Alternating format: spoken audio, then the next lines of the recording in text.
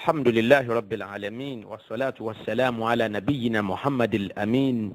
وعلى آله وصحابته أجمعين. السلام عليكم ورحمة الله وبركاته. ẹ̀yọ́mọ̀ ya mi nínú ẹ̀sìn Islam ẹ tún káàbọ̀ sí apá kẹjọ níbi tí a ti ń ṣàlàyé díẹ̀ fúnra wa nínú àwọn irọ́ èyí tó jáde látọ̀dọ̀ aṣíwájú ìjọ Ahmadiyya léyìí tó sì jásí wípé irọ́ tí ànábì èèyàn bá ti pa wàlíyàsù bìlá àmọ́ pé àwọn ànábì Ọlọ́run kì í parọ́ ṣùgbọ́n a mọ̀ pé òpùrọ́ ń bẹ nínú àwọn ànábì gbẹ̀yìn ayé tí wọ́n fi ra wọn ṣe àdánwò fún ọmọ ẹ̀dá ènìyàn. ìjọ Ahmadiyya tí ànábì wọn bá pa irọ́ kan táwọn ní àwọn ò ní sọ bẹ́ẹ̀ àjásí wípé wọ́n fi ẹ̀sùn àṣìṣe kan ànábì wọn nìyẹn léyìí tá a sì mọ̀ wípé kódà kò bá ọmọ lọ́dọ̀ títí wọn náà ìdí nìyẹn tí a fi fi gbogbo irọ́ wọn yìí tì sí ọ̀dọ̀ ìjọ Ahmadiyya lápapọ̀. nínú àwọn òbítíbitì irọ́ èyí tí aṣíwájú ìjọ Ahmadiyya olùdásílẹ̀ ìjọ náà Ghulam Ahmad èyí tó pa òun náà ni wípé ó sọ wípé nínú tírà falsafatu ta'alimil Islam ẹ jẹ́ kí a wo page 187 nínú ẹ̀ Ghulam Ahmad ń sọ wípé ó ní wa hadha huwa sirru wara'a qawli nabiyyina sallallahu alayhi wa sallam man ra'ani faqad ra'a Allah. Ghulam Ahmad sọ pé eléyìí ni àṣírí èyí tó ń bẹ lábẹ́ ọ̀rọ̀ ànábì wa sallallahu alayhi wa sallam tó sọ wípé ẹni tó bá ti róhun Muhammadu ẹni náà ti rí Ọlọ́run ọba nìyẹn.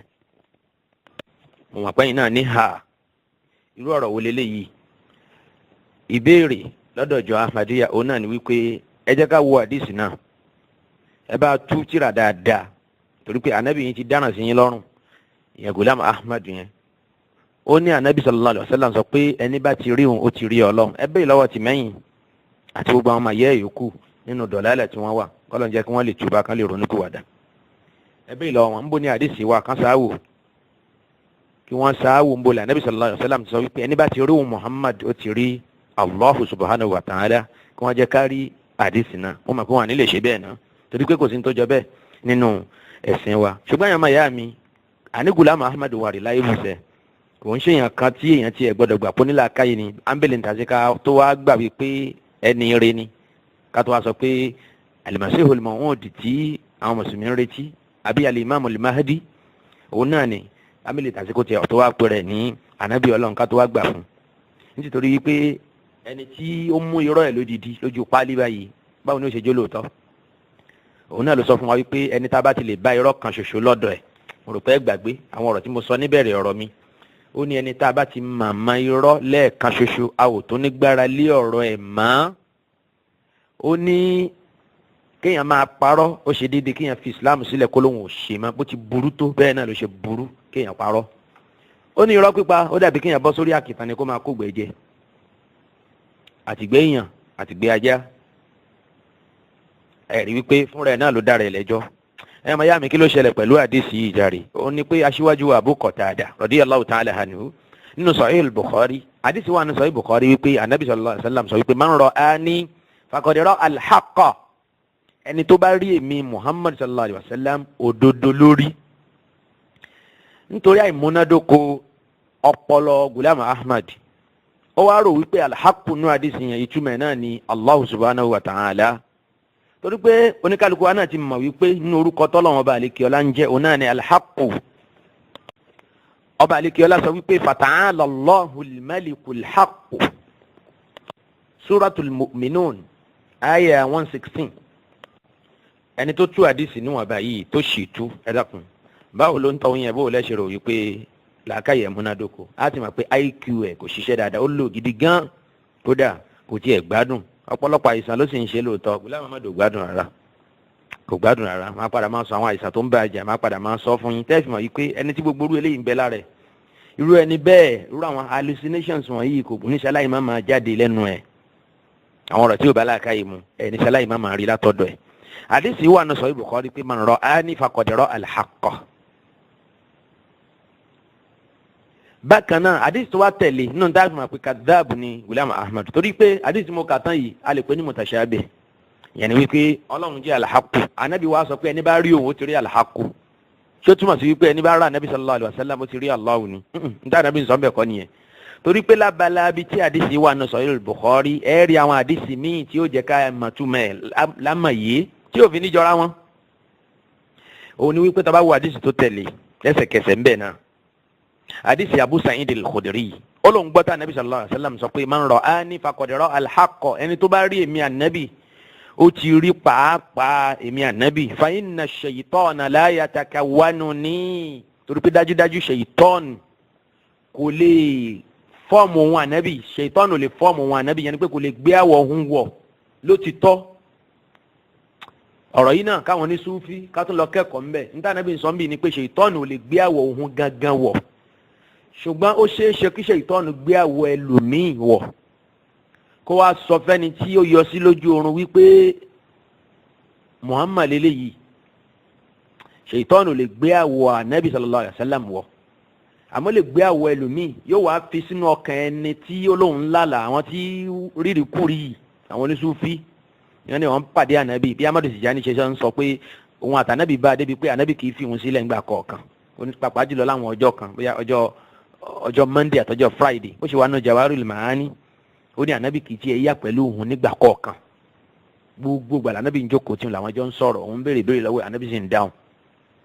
bí Ghulam Ahmad náà ṣe sọ́nbì kan wípé òun béèrè béèrè lọ́dọ̀ Ọlọ́run, kódà bí béèrè bá tóbi 50 gan, òun àtọ́lọ́run bóun ṣe ń béèrè Ọlọ́run máa dáhùn, question and answer ni, òun ṣe ń béèrè Ọlọ́run dáhùn, bóun ṣe ń béèrè Ọlọ́run dáhùn. anikósáwò àwọn àbéèrè náà àríbi tó kọ́ sí àwọn conversation tó ṣẹlẹ̀ láàrin wọn àti Allah subhanahu wa ta'ala. torí náà bí onísúfí bá wá ń rò wípé èmi náà lálàá lálẹ́ àná mo rí ànábì sọ báyìí fún mi pé kí n má kírun mọ́ wàlẹ̀ yá subila wérewère ni ànábì kì yẹn, ànábì kì í sọ wóróworó bẹ́ẹ̀ yẹn. ṣèyítọ́ọ̀nù gbé àwọ̀ ẹlòmíì yóò wá jù sínú ọkàn ẹni tí ó ń lálàá yìí tí yóò sì gbàgbọ́ yí ẹ̀sìn ẹ̀ wípé ànábì lòun wò yìí, àmọ́ òun gangan fún rẹ̀ gẹ́gẹ́ bí ṣèyítọ́ọ̀nù gan ò lè gbé àwọ̀ ànábì wọ̀, ìtumọ̀ àdìsí yẹn nìyẹn. torí pé ọ̀pọ̀ ọgbà làwọn èèyàn rírì kúrì wọ́n wá sọ pé àwọn ará ànábì sọ báyìí fáwọn, ànábì fáwọn sọ̀látùl fàtí, ànábì fáwọn ní àsàlátù báyìí, ànábì ní káwọn máa ṣe àsìkárù báyìí lójúmọ́, gbogbo òru yẹn ànábì kí wọ́n rí. ṣèyítọ́ọ̀nù ló gbé àwọ̀ ẹlòmíì tó wá fi sọ́kàn àwọn tó ń lálàkàlà yìí wípé ànábì lẹ̀ ń wò yẹn. bó ṣe ká gbọ́ àdìsí yẹn yé nìyẹn. wàyílá bóòlù ànábì sallallahu alaihi wasallam ó ṣe parí iṣẹ́ lójú ayé wípé ẹ̀sìn rẹ̀ nǹkan báyìí ni ẹ máa ṣe. tọ́lọ́hun sì sọ àyà kalẹ̀ fún wa nínú Suratul Ma'idah Quran 5:3 wípé ẹ̀sìn ti pé lénìí, tí nǹkan bá sì ti pé àbùkù lókù tí yóò máa dínkù lókù, kò tún lè lé mọ́. tírú ẹ̀ ṣẹlẹ̀ lójú ayé ànábì bẹ́ẹ̀ yẹn, ànábì wa kò láyé tán lẹ́yìn 1000 years àbí jù bẹ́ẹ̀ lọ, àbí kó tiẹ̀ má tó bẹ́ẹ̀, tọ́rọ oríṣiríṣi ni gbogbo àwọn tá parọ́ mọ́ ànábì wọ̀nyí tán lànábì ń bá wọn sọ̀rọ̀. ànábì tí wọ́n ń fún wọn ní ṣẹ̀ríà mi, ó ń fún wọn ní zikiru mi, ó ń fún wọn ní ìbáàdà mi lójú oorun. èyí ń jẹ́ kó yé wa pé ànábì kí wọ́n ń rí. ṣèyítọ́ọ̀nù ló ń gbé àwọ̀ aláwọ̀ tó wá ń fi sí wọn lọ́kàn wípé ànábì lẹ̀ ń wò yìí, àmọ́ ṣèyítọ́ọ̀nù gan fún rẹ̀ ò tó bẹ́ẹ̀ láti gbé àwọ̀ ànábì sallallahu alaihi wasallam wọ̀. níta ànábì sọ nìyẹn, ó ní fa inna ash-shaytana la yatakawwanuni. ká padà síbi irọ́ Ghulam Ahmad. mo lérò nísìnyí wípé ó ti yé wa gbangba wípé arákùnrin yìí kadhab ni, ọmọ Yéṣù ni. ṣèyítọ́ọ̀nù tá à ń sọ̀rọ̀ yẹn, òun àti Ghulam Ahmad wọ́n jọ dan tó pọ̀pọ̀. a rí pé àwọn ọ̀rọ̀ tó ń jáde lẹ́nu rẹ̀ yìí àwọn akadhibu shaytaniyya ni, irọ́ ni láti sọ àlùmọ́ ànábì sallallahu alaihi wasallam nù. ànábì ò sọ̀rọ̀ tó ló sọ yìí, ànábì ò pé man ra'ani faqad ra'a Allah. ntí Ghulam Ahmad sọ nìyẹn o, ẹ̀yin tẹ́ bá fẹ́ jiyàn ẹ lọ wọnú ìwé falsafatu ta'alimil islam page 187. ó lè ànábì sọ ń bẹ̀ wípé man ra'ani faqad ra'a Allah. nígbà tá a lọ wọ àdìsí nínú Sahih Bukhari tó ń bẹ́ẹ̀ ni pé man ra'ani faqad ra'a al-haqq, yẹn ni pé faqad ra'a haqiqati. ẹni tó bá lé mi lójú oorun, ẹni tó bá rí mi ànábì lójú oorun pàápàá èmi gangan lórí, fa inna ash-shaytana la yatakawwanuni, torí pé ṣèyítọ́ọ̀nù lè gbé àwọ̀ èmi Muhammad sallallahu alayhi wa sallam wọ̀. a rí nísìnyí wípé nínú tá a máa ju Ahmadiyya òun ni ká máa lu àdìsí tí ó lẹ́sẹ̀ ńlẹ̀, àwọn àdìsí mọ̀ọ́dún ni mo sọ pé Ahmadiyya wọn bí díẹ̀ lórí foundation irọ́ ni àti ìmáhun ọ̀rọ̀ àti ká sọ̀rọ̀ kó takora wọn bí ẹni tí ò ní làákàyè. ohun tí wọ́n bí díẹ̀ ẹ̀sìn Ahmadiyya lé lórí nìyẹn. inú kan lu àdìsí tádìsí bá jẹ́ sahih lọ́dọ̀ wọn ó tún tukutu. ẹ máa kíyèsí àwọn nǹkan wọ̀nyí wallahi al-azim. mo jẹ́ mo mú díẹ̀ nínú ròrí Ahmadiyya, ó jẹ́ kí n mọ bí wọ́n ti ń ronú, ó jẹ́ kí n mọ tó wà lákọọ́lẹ̀ wọn. kódà béèyàn bá sọ pé wọ́n sọ báyìí nínú tírà, ó fẹ́ lè sọ pé wọ́n sọ báyìí bá ń ṣe sọ lélẹ́yìí, torí wípé mo rí àrídájú ẹ̀ kí n má bàa parọ́ mọ́ wọn náà ni. inú kí wọ́n lo àdìsí sahih kí wọ́n ṣì lò ká tún tukutu àwọn tafsiratu shaytaniyya, ká tú Kùránì ní ìtukutu ó ń bẹ lọ́dọ̀ Ghulam Ahmad, ó mà yẹn ṣe púpọ̀. bó sì jáde sí náà ni yóò tún tukutu ni ìtumọ̀ tí yóò bọ́ sẹ́ni kankan lọ́kàn rí náà mùsùlùmí, òun náà ni Ghulam Ahmad ó fún hadith anabi sallallahu alayhi wa sallam. àbí kẹ́ẹ̀kan sì lọ mú àwọn àdìsí tó jásí pé àwọn àdìsí munkhaniqa, àwọn àdìsí mawquta, àwọn àdìsí mutaraddiya, àwọn àdìsí tí ò lẹ́sẹ̀ ńlẹ̀ tó jásí pé ó ti dájú lọ́dọ̀ gbogbo onímọ̀ àdìsí. Kẹ́ẹ̀má ti ṣe àwọn tíra mawdu'at báyìí, àwọn kutubu mawdu'at, àwọn tíra tó ń sọ̀rọ̀ nípa fabricated hadith, irú kitabul mawdu'at Imam Ibn al-Jawzi, ẹ ti bá ń bẹ̀ pé àdìsí yìí mawdu' ni. So irú ẹ̀ ó pọ̀ púpọ̀ lọ́dọ̀ ọjọ́ Ahmadiyya. Irú àdìsí tá máa ń ránu mọ́ àdìsí la mahdi illa Isa, la mahdi illa Isa. Àdìsí tí ò lẹ́sẹ̀ ńlẹ̀ ni. Àdìsí tó jásí pé àwọn kadhabun matrukun ń bẹ nínú àwọn ruwatu ẹ̀. Ṣùgbọ́n lọ́dọ̀ ọjọ́ Ahmadiyya ń gbà tán ní ìlò wọn á ní ẹ̀yin lẹ́la àdìsí là yín fún. Àmọ́ àwa ń jí wa àwa ní ń fi ṣe. Àwọn ó lò báwọn tí lò ń jí tiwọn nìyẹn. Kí Ghulam Ahmad kó lè sọ̀rọ̀ ẹ̀ di 2 in 1. Ó lóun ní al-Mahdi. Tá Ànábì sọ pé ń bọ̀ nígbẹ̀yìn ayé torúkọ rẹ̀ yóò máa jẹ́ Muhammad ọmọ Abdullah. Ó lóun ní al-Masihul Maw'ud. Tá Ànábì sọ fún wa pé ń bọ̀ nígbẹ̀yìn ayé tó jásí pé òun náà ní Isa ibn Maryam. Ghulam Ahmad pé rẹ̀ ní méjèèjì yìí. Ó wá lọ wá àdìsí kan tí ò lẹ́sẹ̀ ńlẹ̀ láti fi gbá ẹlẹ́gbẹ̀ẹ́. Ó ní Ànábì sọ pé la mahdi illa Isa. Hatta walau sahha hadha al-hadith. Kódà ká tiẹ̀ ládìsí sahih gan. Ẹ gbọ́ káládìsí sahih gan. Laysa lahum fihi hujja. Àdìsí yẹn kò sí nǹkan kan tán lè lò nú ẹ̀ gẹ́gẹ́ bí ẹ̀rí láti sọpọ́ọ̀tì ọ̀rọ̀ wọn. So àìmọye hadith mọ̀ọ́dún òun náà ló ń bẹ lọ́dọ̀ ọjọ́ Ahmadiyya tẹ́ máa bá nínú tírà wọn. Tàbá sọ̀rọ̀ dé abala yẹn torí yẹn yóò tún gba odidi kẹsẹ̀tì kan lọ́wọ́ wa. Àwọn hadith wo ni ó kọ́mọ̀ lọ́dọ̀ ọjọ́ Ahmadiyya tí wọ́n ń lò tí yóò sì lẹ́sẹ̀ ńlẹ̀ tó jásí pé gbogbo ní mímọ̀ ayé ló gbà wípé hadith yẹn kò lẹ́sẹ̀ ńlẹ̀. Bákan náà nínú àwọn àgbà kan gbìírọ́ èyí tí Ghulam Ahmad pa òun náà ni wípé tàbá wo nínú tírà ẹ̀ tó pè ní Najmul Huda, tírà Najmul Huda, ẹ wo page 9 lọ́wọ́ ìsàlẹ̀. Ó ní àwọn alárúbá àgbà tó ń ròyìn àwọn alárúbá síwájú ká Ànábì sallallahu alaihi wasallam tó dé, bẹ́ẹ̀ sì ni tí wọ́n yẹn ti bá wọn lóòótọ́, àwọn jahiliyun, àwọn tí wọ́n ń bẹ lásìkò ojú dúdú síwájú kí Ànábì sallallahu alaihi wasallam kó tó wá parí ẹ̀sìn Islam fún ọmọ ẹ̀dá ènìyàn. Ṣùgbọ́n Ghulam Ahmad tún fẹ́ fi kún tí ń ṣe wọ́n, kí ló wí? Ó ní adọ́hun adabal insaniyya. Ó láwọn èèyàn lásìkò jahili yẹn síwájú kọ́lọ́n tó gbé Ànábì dìde lójíṣẹ́ Ọlọ́run. Wọ́n pa gbogbo nǹkan ń pè lẹ́kọ̀ọ́, wọ́n pa á tì, kò tiẹ̀ sẹ́kọ̀ọ́ kan lọ́dọ̀ wọn, ẹ̀kọ́ ọ̀jọ́mọnìyàn. Wazayalu turuqa akhlaqil insiyya wasaru kalwuhushil bariyya. Ó ní wọ́n ń ṣègbésí ayé ẹranko, wọ́n ń ṣègbésí ayé àwọn ẹran abìjàwàrà tó wà nínú igbó. Hatta akalu lahmal abina'i wal ikhwan. Ó ní títí tí wọ́n fi jẹ ẹran àwọn ọmọ àtàwọn ọmọ ìyá wọn, yẹn ni pé wọ́n á máa para wọn jẹ. Ìran Lárúbá wọ́n á máa para wọn jẹ, wọ́n á máa pa ọmọ wọn, wọ́n sì sí ẹran ẹ̀ sí kòkò, wọ́n sì jẹ. Bákan náà wọ́n lè mú kan náà àwọn ọmọ ìyá wọn nínú àwọn èèyàn bíi tiwọn, wọ́n á dá dùbúlẹ̀, wọ́n fọ̀bẹ sí lọ́rùn, wọ́n ó pa, wọ́n sì máa pín ẹran ẹ̀ bí wọ́n ti pín ẹran ògúnfe. Wàkọ́dọ̀mù kulla jifatin. Bẹ́ẹ̀ sì ni wọ́n ń jẹ òkú ẹran. Wàṣẹ́rìbù dìmá, wọ́n á sì máa mú ẹ̀jẹ̀ kal albani, gẹ́gẹ́ bí wọ́n ti mú wàrà. Wajawazul hadda fil munkarati wa anwa'i shaqa.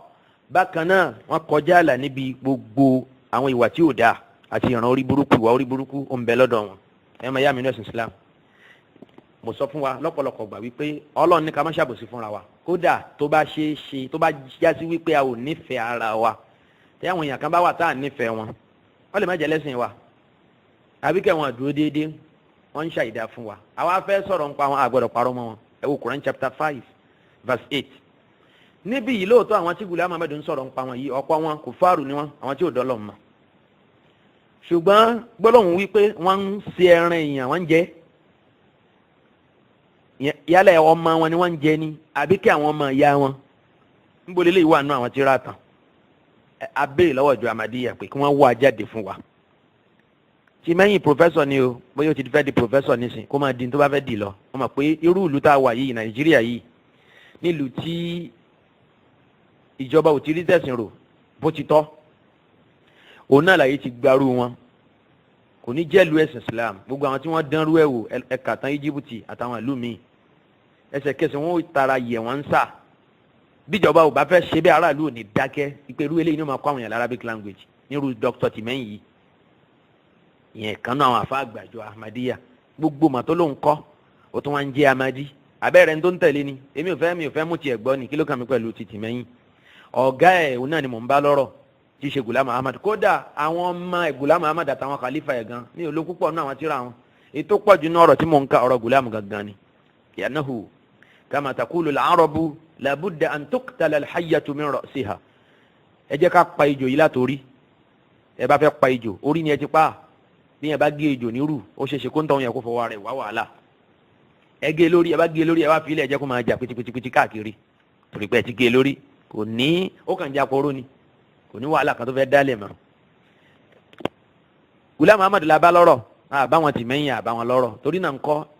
anabi téèyàn bá léèyàn gbàgbọ́ téèyàn bá fẹ́ fi àbùkù kan ẹ̀sìn Islam anabi wa ni ó criticize ṣùgbọ́n kò síbi téèyàn ti lè tẹnubọ anabi sallallahu alayhi wa sallam tí ó sì rọrọ̀ gidi sọ ẹni tí bá ń bẹnu àtẹ́lu anabi wa sallallahu alayhi wa sallam ẹ mà pé irú wọn ò ní làákàyè rárá ni torí pé anabi yóò kù síbi kan ibi tó bá kù sí ọba yìí ti tún ṣe gbogbo tó fi ilẹ̀ fún wa ló pé perfect master ni ọlọ́ni laqad kana lakum fi rasulillahi uswatun hasana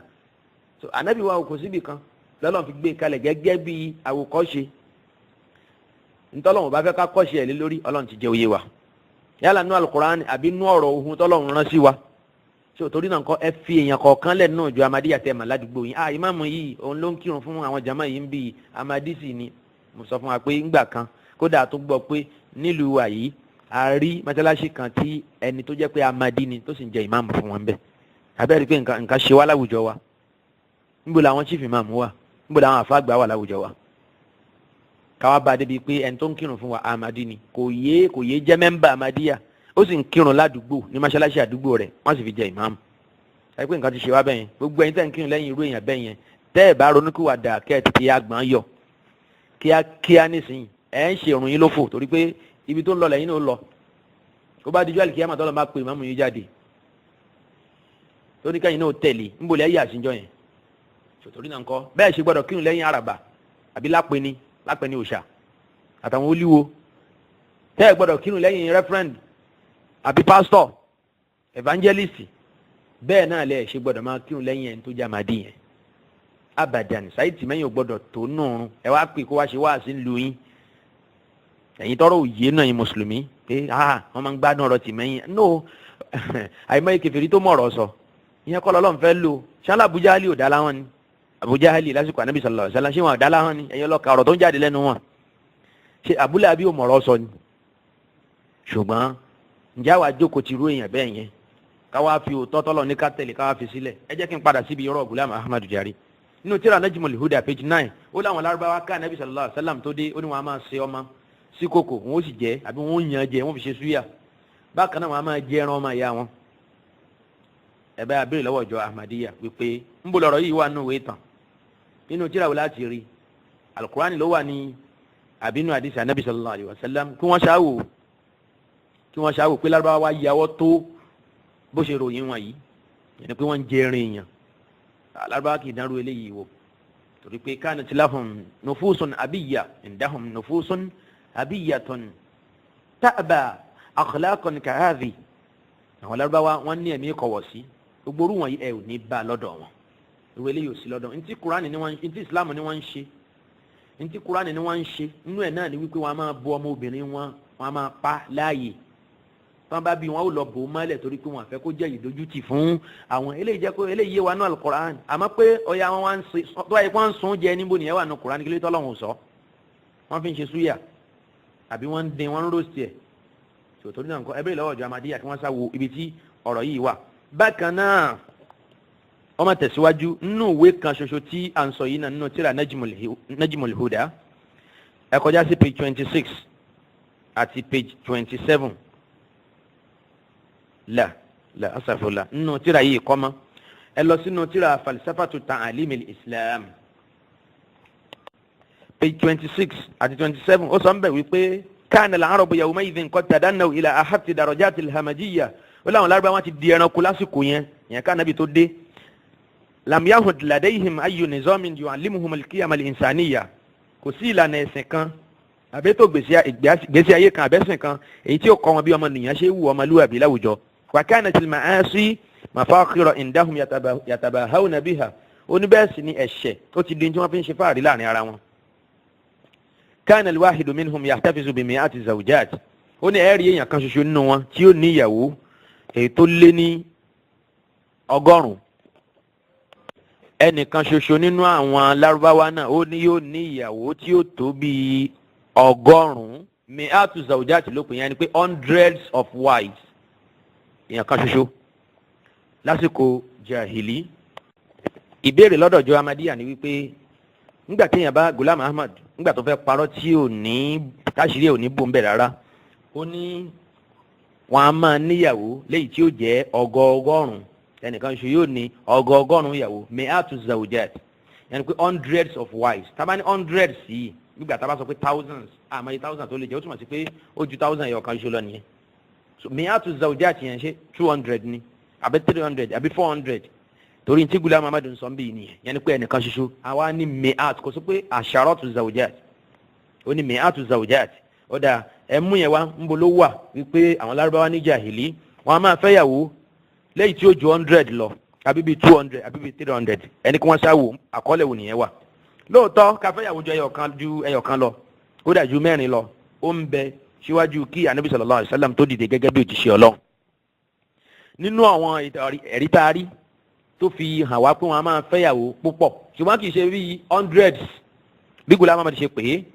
hundreds ju 100 lọ 100 bíi 2 mẹ́ta kì í ṣe bẹ́ẹ̀ torí pé ń bẹnu Sahih Bukhari ọlọ́nkó bá yọ́nú sí Imam Bukhari nínú hadith tó gbà wá látọ̀dọ̀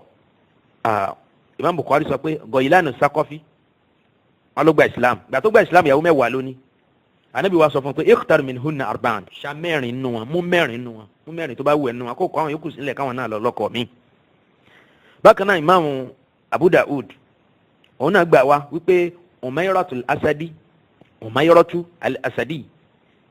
Asadi kọ́ wọn ló ní aslamtu wa indi samani niswa òun gba Islam gbà tó ń gba Islam ìyàwó 8 lòun ní. Fazakartu zalika linnabi ló ń bá sọ fún Ànábì sallallahu alaihi wasallam jọ́ tó ń di mùsùlùmí faqala Ànábì wa sọ fún un pé ikhtar minhunna arba'an ó lágbára ju 4 lọ 4 lọ́lọ́run yọ̀ǹda fún ẹ kó mú nínú wọn. àwọn wọ̀nyí àwọn náà ní àkọọ́lẹ̀ tá a rí tó fẹsẹ̀ múlẹ̀ nínú àdìsí Ànábì sallallahu alaihi wasallam tí a sì máa nǹkan míì tó yàtọ̀ fún. ibi tí Ghulam Ahmad ti wá rí wípé àwọn Lárúbáwá ẹnìkan ṣoṣo á máa keep hundreds of wives yẹn ìyàwó tó ju 100 lọ àbí bí 100 100 títí tó fi ń lọ bí 1000 torí tẹ́ẹ̀ fi dé 900 tẹ́ẹ̀ fi dé 999 ó sì wà lábẹ́ òǹkà tí Ghulam Ahmad mú wáyé tó bá já sí wípé kò mẹ́ni tó sọ yìí àti pé ṣètọ́nù ẹ̀ tó kọ lédè Lárúbáwá lálẹ́ ọjọ́ kan nonsense ló kọ torí pé onílàákàyè tó gbédè kì í ṣe báyìí gbé ọ̀rọ̀ kalẹ̀ ó rí tens nílẹ̀ kò sọ kò ní tens wọ́n ní ìyàwó bíi asharatu zawjat ìyàwó bíi 10 àbí jù bẹ́ẹ̀ lọ ká sì mọ̀ pé tens náà ló sì ń sọ a máa bá a lọ bẹ́ẹ̀ títí tí yóò fi wọ bíi 19 tí yóò fi wọ 20 ṣùgbọ́n nígbà tó sọ fún wa pé mi àtún yẹn ó túmọ̀ sí pé hundreds ló sọ ẹni kí wọ́n ṣáwò ta ló níyàwó bíi hundreds nínú àwọn èèyàn nígboro Mẹ́kà síwájú kọ́lọ̀m tó gbé Ànábì wa sallallahu alaihi wasallam dìde nínú irọ́ ẹ̀ èyí tó pamọ́ àwọn jahiliyun wọ́n ní jahiliyun tẹ́lẹ̀ tí wọ́n ń bẹ lára wọn kúfúrú wà lára wọn walaysa ba'dal kufri sharrun kò sí sábúrú tó ju kéèyàn jẹ́ kèfèrí lọ Ọlọ́run kó ṣe wá kó ń bí kúfúrú ó tún wá fi kún tó ń ṣe wọ́n ó tún pa irọ́ kàbìtì má wọn òun náà nírú eléyìí tó sọ yìí ó ti sọ lẹ́ẹ̀kan wípé wọ́n á máa jẹ́rin èèyàn ó tún ní wàkánú ẹ̀bọ́ sí page 27 yastabihuna nikahal ummuhat ó ní kódà àwọn a máa fẹ́ ìyá wọn inú eléyìí tí ò ṣẹlẹ̀ rí nìyẹn lásìkò jàhílíyà kéèyàn fẹ́ ìyá tó bí ẹni kíjọ Ahmadiyya kan sáwù àkọọ́lẹ̀ wo ló wà mo rò pé àwọn àlìjánu ló kọ síra àwọn kútùbù sírọ̀ tí Ghulam Ahmad ń kà àbí kútùbù tàríkh tó ń kà kì í ṣe ìtàwọn èèyàn kọ torí pé eléyìí ẹ̀ lè rí níbi kankan nínú àwọn àkọọ́lẹ̀ Lárúbáwá jẹ́ni tó ní ẹ̀mí ìkọ̀wọ̀ sí púpọ̀ yẹn ni wípé kí ọkàn wọn kọ àwọn nǹkan kan tán rí i pé kò bá mu kódà irọ́ pípa ọ̀pọ̀ àwọn tó jẹ́ olórí wọn máa sá fún irọ́ pípa gẹ́gẹ́ bá a ṣe rí àwọn àkọọ́lẹ̀ láti fìdí irú ọ̀rọ̀ yìí múlẹ̀ irú wọn ni wọ́n máa fẹ́ ìyá wọn. ó ní wàlẹ̀ ajli zalika torí náà ń kọ́ jaa tahrimuhunna fil Qur'ani bi qawli lọ́lọ́wọ́n bá alẹ́ kí ọlá ṣe ṣe lé wọnú al-Qur'ani pé hurrimat alaykum ummahatukum nínú Suratu Nisa aya 24 ó ní torí náà lọ́lọ́run ṣe lé wọ̀ fún wọn pé kí wọ́n má fẹ́ ìyá wọn mọ́ ṣé tọ́lọ́run bá wá sọ nǹkan sínú al-Qur'ani pé má ṣe báyìí mọ́ ó túnmọ̀ kan ṣe tẹ́lẹ̀ ló ọlọ́run bá alẹ́ kí ọlá kì í ṣe yẹn nìkan ló sọ ń bẹ̀ gbogbo ra àwọn obìnrin tọ́lọ́run ò fẹ́ kí a máa fẹ́ òun náà ló sọ síbẹ̀ a rí pé inú àṣà wọn ni kí ọmọ ìyá kan náà kájọ fẹ́ra wọn kò sínú àṣà Lárúbáwá tẹ́lẹ̀ so bọ́lọ̀ ń ṣe sọ ummahatukum bó ṣe dárúkọ ummahatukum pé a ṣe é lè wọ̀ fún yín láti máa fẹ́ àwọn ọmọ ìyá yín bẹ́ẹ̀ ló ṣe dárúkọ àwọn yòókù náà wáyé tí Ghulam Ahmad mú àwọn ìyá nìkan tó fa àwọn yòókù sílẹ̀. àyà yẹn tabaka a rí i pé ṣe ló ń dárúkọ àwọn tọ́lọ̀ ń ṣe léèwọ̀ fún wa lóníranran nínú wọn àkọ́kọ́ Ọlọ́run ní àwọn ìyá nínú wọn àwọn ọmọ téèyàn bá bí péyàn ò lè fẹ́ wọn àríjà ìlí kan tó fẹ́ ọmọ ẹ̀ tó bí tó túmọ̀ sí wípé Ghulam Ahmad abániwọ́rọ̀ bá àrídá òun náà ni àwọn ará jahili wọn wà létí kòtò jahannam ó sì fẹ́ tì wọ́n sínú ẹ̀ ipe àníṣe ẹ sáré wọnú ẹ̀kẹ́ máa lọ ti yín kí ló dé tó fẹ́ bá wọn fi kún ní tí ń ṣe wọ́n ìyẹn náà ó máa níwọ̀n bá ó yẹ kí irọ́ yẹn ó yẹ kó máa níwọ̀n bá jù báyìí lọ. ohun tí mo ló sọ lẹ́ẹ̀kan kó má bàa dàbí ẹni wípé ńgbà tó sọ wípé wọn a máa jẹ ẹran ọmọnìyàn wọn a máa jẹ ẹran èèyàn èyí tí mo kà fún wa lẹ́ẹ̀kan nínú tírà Najmul Huda page 9 pé mo ní ó ní wọ́n máa ń jẹ ẹran ọmọ wọn àbẹ́ran àwọn èèyàn bíi tiwọn kó má bàa dàbí ẹni wípé ó wí kò wí àbí kẹtòrí pé ń bẹ nínú alukur'an nínú language kur'an Ọlọ́run sọ wípé tẹ́ bá ń sọ̀rọ̀ ọmọ ìyá yín lẹ́yìn ẹ̀ ń jẹ ẹran ẹ̀ nìyẹn ẹ̀kọ́ ká sọ̀rọ̀ ẹnìkejì lẹ́yìn òun náà tún lẹ́kọ̀ọ́ kì í ṣe gbogbo ọ̀rọ̀ ẹnìkejì lẹ́yìn náà ní jásẹ́ṣẹ̀ kàpá jùlọ tó bá nìkan ṣe wọ̀ pẹ̀lú wáàsí àtàtúnṣe tí ì sì ṣe ń téèyàn nílè sọ ní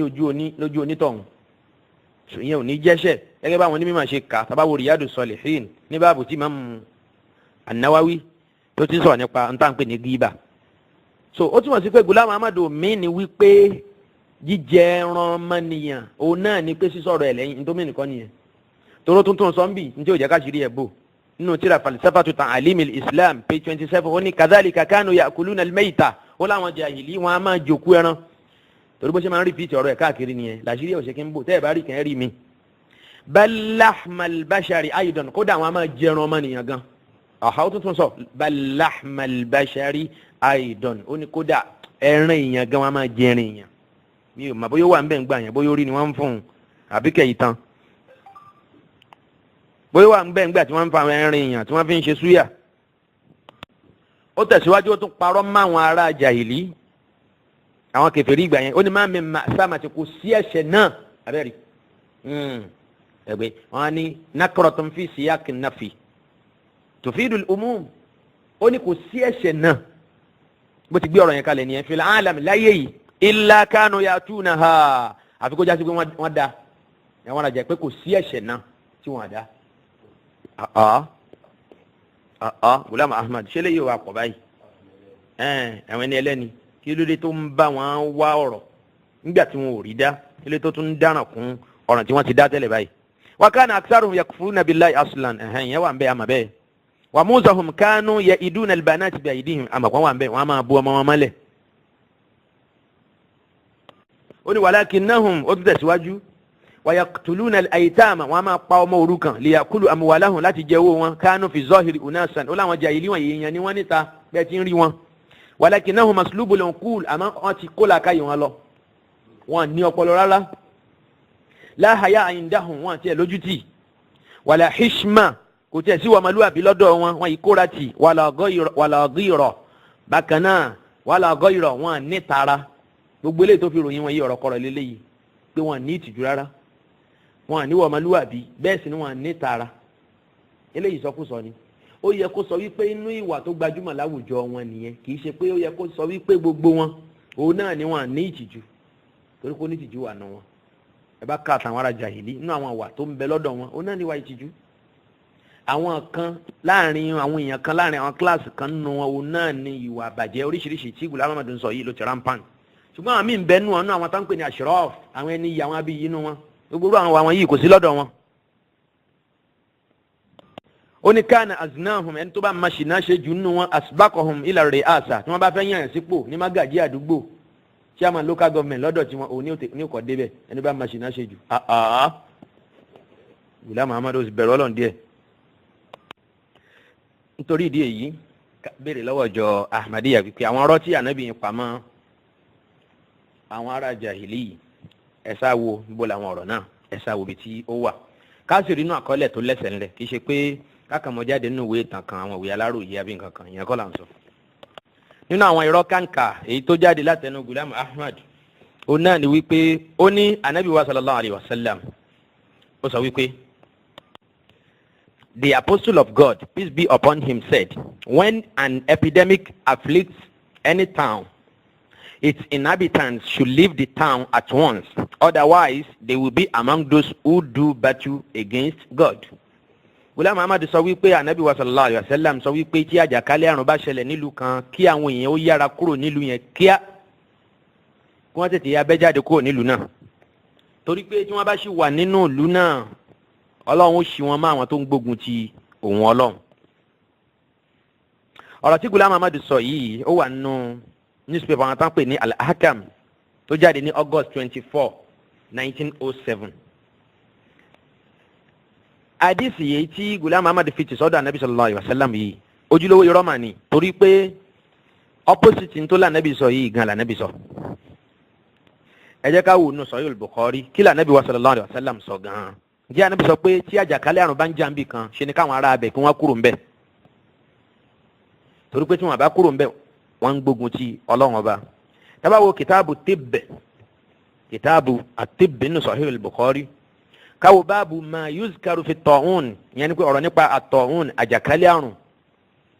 àrùn ìgbóná àbárùn onígbá méjì. Níbi tá Ànábì sallallahu alaihi wasallam tí ó ti sọ, tó sọ wípé idha sami'tum bit-ta'un bi ardin, tẹ́ bá gbọ́ pé àjàkálẹ̀ àrùn jà lórílẹ̀ kan, fala tadkhulu, ẹ má ṣe wọ̀lú náà o. Wa idha waqa'a bi ardin, tó bá sì ṣẹlẹ̀ lórílẹ̀ kan, wa antum biha, tó já sí pé ìlú yẹn gan lẹ́yìn wà lẹ́ ń gbé, fala takhruju minha, ẹ má ṣe jáde kúrò nínú ìlú náà. Mo lérò pé ó ti yé wa nísìnyí pé Ànábì sallallahu alaihi wasallam ó ní tí àjàkálẹ̀ àrùn bá ń ṣẹlẹ̀ nílùú kan, kí àwọn tó wà ń bẹ̀ tó jẹ́ pé àrùn ni, àrùn tí a lè máa kó látara ara wa, tó já sí pé ìkúrò nílùú yẹn lọ sáyé bòmí yóò jẹ́ kí wọ́n tún lọ kó báwọn ẹlòmíì tó wà ń bẹ̀. Ìyẹn l'Ànábì sallallahu alaihi wasallam sọ, kì í ṣe pé gbogbo ibi tó bá jẹ́ àyè tí aburú ti ń ṣẹlẹ̀ ńkọ́ lòjíṣẹ́ Ọlọ́run sọ. Nítorí sọ náà ni pé ibi tí àjàkálẹ̀ àrùn bá ti ń jà, àrùn tí àwọn èèyàn lè kóran ara wọn. Ṣùgbọ́n Ghulam Ahmad yí ọ̀rọ̀ Ànábì sallallahu alaihi wasallam padà. Ó wá ń sọ fún ìjọba òyìnbó, torí pé mo mọ bọ́rọ̀ yẹn ṣe ṣẹlẹ̀. Ẹni tó bá lọ wọnú ahmadianswers.com, wọ́n láwọn ansa ìrújú ni wọ́n pè, ìyẹn allegation tí a fi kàn wọ́n yìí pé Ghulam Ahmad parọ́ mọ́ Ànábì sallallahu alaihi wasallam. Tẹ́ bá tún kà tán ẹ̀ tún rẹ́rìn ju bẹ́ẹ̀ ṣe rẹ́rìn yìí lọ. Ìyẹn ni pé ẹ rí wípé lọ́hùn yẹn gan irọ́ ni.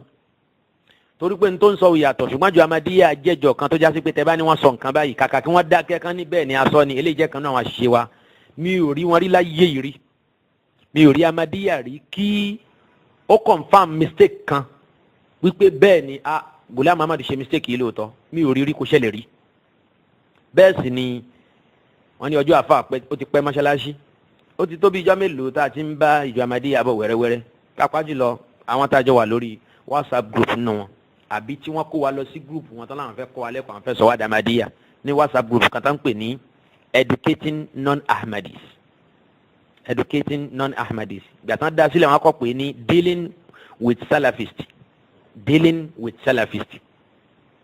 So ọ̀pọ̀ wọn kò sígbà tá a sọ̀rọ̀, kódà ńgbà tí a fẹ̀sùn kàn wọ́n wípé Ghulam Ahmad ló ń gbórílé ìtàn Ànábì ìtàn asàfùlà, ó ń gbórílé ìtàn Aisha, ìtàn Fatima, tọ́tún wá lọ mú wá gẹ́gẹ́ bí ẹ̀rí láti lè fi sọ́pọ́tì tí Ghulam Ahmad ṣe yẹn pé kì í ṣe tuntun. Ṣé bí Abdul Qadir Jilani gan, gẹ́gẹ́ bí àwọn ẹni Ọlọ́run ṣe máa ń rí àwọn vision kan tó ní agbára tí ó lè yí ẹ̀yin tẹ́ kì í ṣe ni Ọlọ́run. Wọ́n lòun náà rí rẹ̀ pé òun nu vision òun mú ọyàn Aisha radiyallahu ta'ala anha wal iyasu billah. Ìbínú Ọlọ́run kan máa bá gbogbo ẹni tó bá ń yẹ̀yẹ́ àwọn ará ilé Ànábì sallallahu alaihi wasallam. So a rí i pé ìjọ yìí wọ́n ń ṣe ìjọ tó lójútì, nǹkan pè ní ojútì kò sí lọ́dọ̀ wọn rárá. Wọ́n ní ascertain kankan náà tẹ́ ń sọ láti gbà á gẹ́gẹ́ bí àṣìṣe. Wọn ò ní kò sí ní tẹ́lẹ̀ sọ tí wọ́n gbà lọ́dọ̀ yín pé níbí inú àwọn mistake wà lélẹ̀. Yẹn ni pé wọ́n rí ìjọ Ahmadiyya níjọ tí ò láṣìṣe. Kò sí ní tí Ghulam Ahmad sọ tí ò bá làákàyè Ahmadiyya mọ́. Bẹ́ẹ̀ sì ni tẹ́ bá gbé dọ́dọ̀ gbogbo mùsùlùmí yòókù ẹ rí i pé yóò tako làákàyè. Àwọn tí ẹ̀ sínú ìjọ mùsùlùmí náà léyìí tó dá wa lójú. So ọ̀rọ̀ tó sọ yìí wípé Ànábì ní ká kúrò nílùú ibi tí àjàkálẹ̀ àrùn bá ti ń jà. Tá a bá ṣe bẹ́ẹ̀, yóò dàbí ẹni wípé àwa fúnra wa gan là ń gbógun ti Ọlọ́run. Ọ̀rọ̀kọ̀rọ̀ ni, kò síbi tẹ́lẹ̀ yìí wà nínú ọ̀rọ̀ Ànábì sallallahu alaihi wasallam. Nínú àwọn òbítíbitì irọ́ kàǹkà èyí tí Ṣàítánì gan ò lè pa, èyí tó jáde lẹ́nu Ghulam Ahmad nínú tírà Haqiqatul Wahyi ẹ wo page 69 nígbà tó ń defend wípé a lè pèèyàn lọ́mọ Ọlọ́run ìyẹn náà ọ̀rọ̀ míì tún ní ẹ̀mọ́ ń padà bọ̀ wá báyìí nígbà tá a bá ń sọ nípa ìgbàgbọ́ ìjọ Ahmadiyya torí Ghulam Ahmad ní ọmọ Ọlọ́run lòun ṣe ọmọ èṣù ló ń pariwo ó ní wa qad zukira nabiyuna sallallahu alayhi wa sallam fi ba'di nubu'at ala annahu ilah ó ló ti wáyé nínú àwọn àsọtẹ́lẹ̀ kan wípé anabi wa sallallahu alayhi wa sallam wọ́n pè ní Ọlọ́run ó ló wà nínú àwọn àsọtẹ́lẹ̀ kan pé anabi sallallahu alayhi wa sallam pé ilahu ni anabi sallallahu alayhi wa sallam. ìbéèrè nísìnyí náà ni pé kíjọ Ahmadiyya kan sáwò fún wa nínú àwọn àsọtẹ́lẹ̀ wo nínú nubu'at wo prophecies ló wà wípé anabi wa sallallahu alayhi wa sallam ń jẹ́ ilahu kí wọ́n sáwò mo rò pé eléyìí ò ní ìdíkìyàn lọ́lé ké púpọ̀ tí yóò fi mọ̀ pé hadha kadhibun mahad ojúlówó irọ́ òun náà lélẹ́yìí léyìí tí ó jìnnà sí òtítọ́ gédégédé. dáàbà gbàgbé nínú àwọn irọ́ ńlá èyí tí Ghulam Ahmad pa òun náà ni wípé ó ní kana Umar radiyallahu anhu yatalaqqa wahyan ó ní Umar máa ń gba wáhìí sábà wọnú tírà Daruratul Imam page 5 àwùbá bẹ́ẹ̀ ó ní Umar máa ń gba wáhìí Umar tó ló ń gba wáhìí yìí òun gan arima nínú ọ̀rọ̀ ẹ̀ nígbà tí ó ń sọ nínú Sahihul Bukhari gẹ́gẹ́ bó ṣe wà nínú Sahihul Bukhari hadith number 2641 kí ni Umar ń sọ ń bẹ̀ Umar ibn Khattab sọ pé inna unasan kanu yukhazuna bil wahyi fi ahdi rasulillahi sallallahu alayhi wa sallam ó láwọn èèyàn lásìkò anabi sallallahu alayhi wa sallam ń tí wáhìí bá mú wá gẹ́gẹ́ bí ìránṣẹ́ látọ̀dọ̀ Ọlọ́run òun náà lànàbì máa fi ń bá wọn wí òní fi bá wọn lò wa anna al-wahya qad inqata'a ṣùgbọ́n nísìnyí wáhìí ti gbé kò sí wáhìí mọ́ wa innama na'khuzukum al-ana bima zahara lana min a'malikum Umar sọ pé ṣẹrẹ́ yẹn àwọn ògbà wáyìí látọ̀dọ̀ Ọlọ́run o àwọn òní wáyìí táwa ń gbà ntókù táwọn fi ṣèdájọ́ yín nísìn òun náà ni tó bá hàn sí wa náà àwọn aṣẹ́ ọwọ́ yín àtòfin tó bá bá mú nú al-Qur'an àbọ̀rọ̀ anabi sallallahu alayhi wa sallam òun náà láfi bá yín láfi ṣèdájọ́ yín Umar tí Ghulam Ahmad ló ń gba wáhìí òun ló sọ̀rọ̀ yìí o ẹ jẹ́ kí n kà fún ilé èdè Lárúbáwá lẹ́ẹ̀kan sí Umar ní inna unasan kanu yukhazuna bil wahyi fi ahdi rasulillahi sallallahu alayhi wa sallam wa anna al-wahya qad inqata'a wa innama na'khuzukum al-ana bima zahara lana min a'malikum faman azhara lana khayran amannahu wa qarrabnahu wa laysa ilayna min sariratihi shay'un Allahu yuhasibuhu fi sariratihi wa man azhara lana su'an lam na'manhu wa lam nusaddiqhu wa in qala inna sariratahu hasana. tó Umar ibn Khattab ó ní Ghulam Ahmad ó ní òpùrọ́ ni Ghulam Ahmad gẹ́gẹ́ bí ọ̀rọ̀ náà ṣe wà ní àkọọ́lẹ̀ nínú Sahih Bukhari wípé Umar gan fúnra ẹ̀ gbà pé wáhìí ti tán torí náà ńkọ́ ìmọ̀ sọ wípé Umar ń gba wáhìí ọ̀rọ̀ kọ̀rọ̀ ni tó jáde látẹnu òpùrọ́ tíjọ Ahmadiyya ń tẹ̀lé. nínú àwọn irọ́ kàbìtì èyí tí Ghulam Ahmad pa òun náà ni wípé ó ní ẹ̀yin èèyàn kí ló ń ṣe yín gan-an mo pera mi lẹ́ni Ọlọ́run mo pera mi ní al-Masihul Maw'ud òun pera àwọn ní anabi òun pera àwọn lójíṣẹ́ Ọlọ́run ní Rasulullah ẹ sì wá ń jan pátá ẹkọ ẹlẹ́ẹ̀ní gbà fóun kí ni ń ṣe yín gan ṣé ẹ gbàgbé ni wípé bẹ́yìn lẹ́yìn ò gbà fóun Ghulam Ahmad ẹ gbà páwọn tó jù yín lọ ti gbà ni àwọn olójú wa lọ Ghulam Ahmad ó ní ẹ ronú ni ó ní la tanzur ila makanati islamiyya nínú tírà at-tajalliyatul ilahiyya page 4 ó mú orin kan wá ó wá sọ túmọ̀ ẹ̀ fún wa pé ó ní ìtumọ̀ ẹ̀ ni pé ẹ má ṣe wo ipò Ghulam Ahmad yẹn ipò Mahdi èyí tó ga yìí bizdira'in ẹ̀yin èèyàn ẹ má ṣe fojú kéré ipò rẹ̀ yìí ipò tí ó ga tó báyìí kẹ́ wá máa wò níwò bí ẹni tí ó jẹ́ nǹkan kan. fàbí àṣíríhì ó ní ẹ lọ́mọ pé ṣẹ́rí àsìkò Ghulam Ahmad yìí àsìkò ohun Mahdi yìí qad iftaqara al-anbiya àwọn ànábì Ọlọ́run kan ti fi ń ṣe fáàrí kalẹ̀ kó tó di kó dé. ó ní gbogbo ànábì Ọlọ́run tó ti lọ ni wọ́n ti fi àsìkò ń ṣe fáàrí kalẹ̀ pé àsìkò kan ń bọ̀ gbogbo ṣẹ́ táwa ṣe láṣẹ tì Mahdi tí í ṣe Ghulam Ahmad òní wa parí iṣẹ́ náà torí náà ńkọ́ ó láwọn ànábì Ọlọ́run wọn ti ń sọ̀rọ̀ òun ṣáájú kóhun tó dé lẹ́yìn wá lòun wá dé lẹ́wálẹ̀ nígbà fóun ó dàbí pé nǹkan ṣe yín ìjọ Ahmadiyya ẹ sáwò ànábì wo ló sọ̀rọ̀ Ghulam Ahmad sílẹ̀ síwájú kó tó dé tábàtì rí àkọọ́lẹ̀ wípé wọ́n sọ̀rọ̀ al-Mahdi Muhammad ibn Abdullahi lórúkọ ẹ̀ ń jẹ́ gẹ́gẹ́ bá ànábì ṣe sọ fún wa ń gbóná ti wá dárúkọ Ghulam Ahmad tí ó máa jẹ́ ọmọ igbó Qadian níbo náà ti dárúkọ Gulam Ahmadi èyí tí ó máa jẹ́ mẹ́ta lọ́kan àbí all in one tí ó pèrè ní Mahdi tí ó máa jẹ́ Masihu Mahmud tí ó tún máa jẹ́ Nabi ìyẹn nìkan kọ́ tí ó máa jẹ́ orúkọ gbogbo àwọn ànábì Ọlọ́run tí ó tún máa jẹ́ Maryam. níbo ni àwọn ànábì yẹn ti sọ àwọn ọ̀rọ̀ yìí kalẹ̀ torí gbé Gulam Ahmadi sọ pé ó ní fàbí asurihi qad iftakhara al-anbiya àwọn ànábì Ọlọ́run tó ṣíwájú wọ́n ti ń fi àsìkò Gulam Ahmadi àsìkò tóun dé yìí wọ́n ti fi ń ṣe fáàrí kalẹ̀ kódà síwájú kí òun tó dé wal iyazu billah ẹ rí i pé gbáǹkọ́ gbì lélẹ́yìn náà tún jẹ́ nú àwọn ọ̀rọ̀ ànábì Ahmadiyya ànábì òpùrọ̀ ànábì dàjálù yẹn. nínú àwọn irọ́ kàǹkà tí Gulam Ahmad pa ó náà ni wípé ó ní fahunaka ahadithu kathiratun fi sahihayi Muslim wal Bukhari lam yaqbalha ra'isul umma ay al-imam al-a'zam wa minha man lam yaqbalhu al-imam ash-Shafi'i aidan nínú tírà Izalatul Awham page 419 àti 420 Gulam Ahmad ń sọ ń bẹ̀ wípé ẹ̀yin èèyàn tóun bá wá reject àwọn àdìsí kan tóun lóhùn nígbà wọlé òun kọ́ làkọ́kọ́ òun kọ́ lẹ́ni àkọ́kọ́ tí ṣerú ẹ̀ ó ní àwọn àdìsí kan bẹ láwọn àdìsí tó pọ̀